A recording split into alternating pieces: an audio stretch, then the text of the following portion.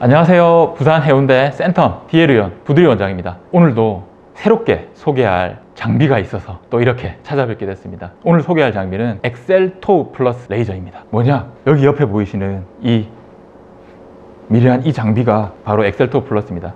엑셀토우 플러스는 이전에 저희 병원에도 도입했던 장비가 있는데 오니코라고 있습니다. 발톱 무좀 레이저죠. 모양이 너무 근사해서 사람들이 착각할 수 있겠지만 엑셀토우 발입니다. 발을 위한 장비인데 엑셀토우라는 장비가 있습니다. 의료기기가 있습니다. 역시 발톱 무좀 레이저죠. 그런데 거기서 한 버전 더 업그레이드 되어 있는, 말은 한 단계가 업그레이드 됐는데 한 3단계가 업그레이드 된 것 같아요. 저희 병원에서 발톱 무좀 레이저를 받는 분들에게 큰 희소식이 될 것 같아서 소개해드리게 되었습니다. 저희 병원 같은 경우도 오니코 레이저로 많은 분들께서 손발톱 무좀 치료를 받으셨습니다.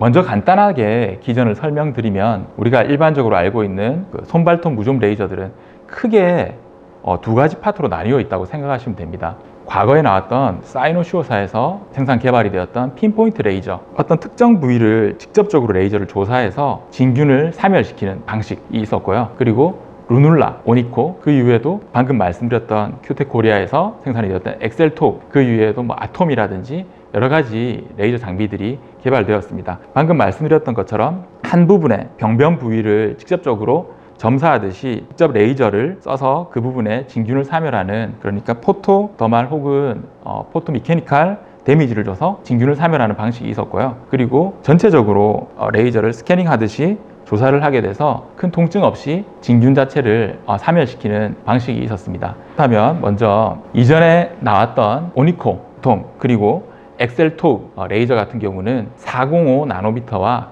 635 나노미터 파장대를 이용하여 진균을 사멸시키는 저출력 방식의 레이저였습니다. 저출력이기 때문에 아무래도 통증이 적고 받는 분들이 큰 부담은 없었지만, 결국은 저출력이라는 의미가 가지고 있는 게 강도가 강하지 않기 때문에 좀 더 자주 많이 사용을 해야 됐습니다. 별개로 핀포인트 레이저 같은 경우는 강한 열 에너지를 직접적으로 병변 부위에 조사하기 때문에 그 데미지가 더 크겠죠.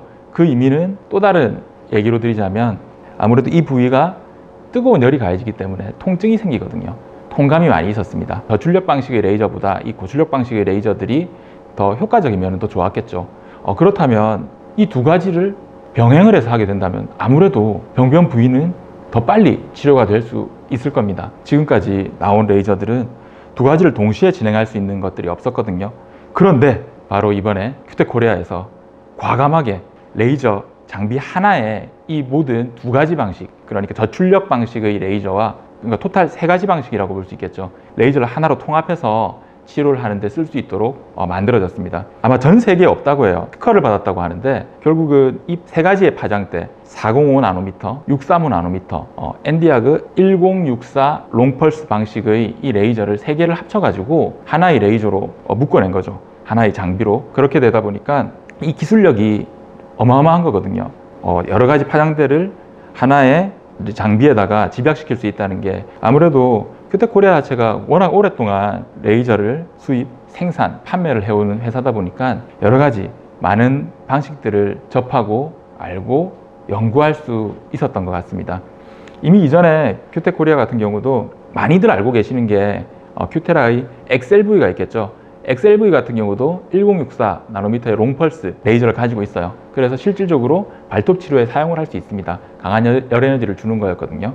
하지만 그 직경 자체가 크지 않기 때문에 그 열 에너지를 집중시키는데 조금 한계가 있었어요. 출력은 세지만 한계가 있었는데, 이제는 이 엑셀토우 플러스 같은 경우는 여러 가지 핀포인트 방식의 집중될 수 있는 레이저 조사 구경을 접목시킬 수 있었어요. 그렇다면 일단 간단하게 여기 보이시는 것처럼 엑셀토우 플러스는 2가지 모드를 채택하고 있어요.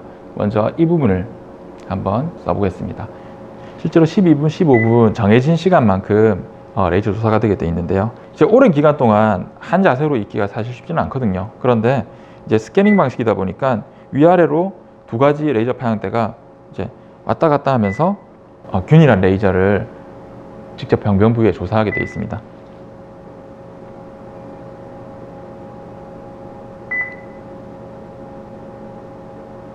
발 불편하진 않으시죠? 불편하지 않습니다. 네. 통증도 전혀 없으시죠? 네, 그냥 조금 따뜻합니다. 따뜻한 느낌. 네, 그래서 받는 분들이 전혀 통증을 느끼지 않기 때문에 이 저출력 방식의 레이저가 굉장히 각광받는 이유 중 하나입니다. 자, 이번에는 아까 말씀드렸던 직접 조사를 해서 광열 에너지를 통해 가지고 병변 부위에 있는 진균을 파괴하는 방법을 보여드리겠습니다. 보이시는 것처럼 직접 이 팁에도 표면 온도가 체크가 되게 돼 있거든요. 그래서 굉장히 안전합니다. 해볼게요.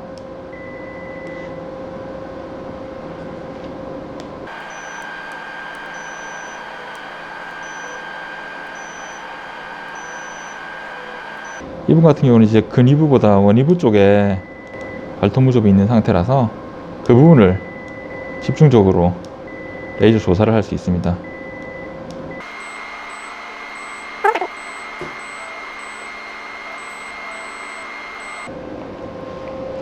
그리고 이제 이번에는 이제 CV5로 이 주변부의 피부까지